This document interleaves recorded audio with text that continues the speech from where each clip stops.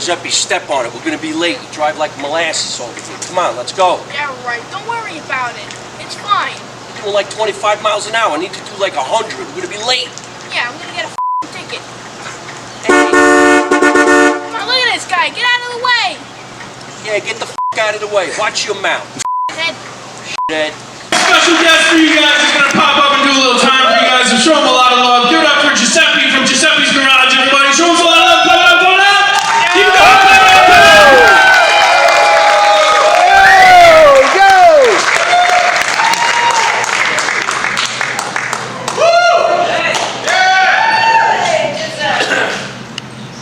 How's everybody doing tonight?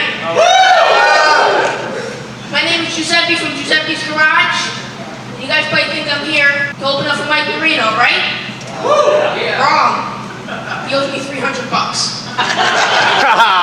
I tried collecting the $300 last week. I go to his house and he's sick. Can you believe that? He is sick. He starts coughing, making these weird sounds. Then he spits. A meatball about this big came out from the inside of his head. It's brown. I'm like, Mike, I'll talk to you next week. Anyway, with that being said, put your hands together for Mike Marino!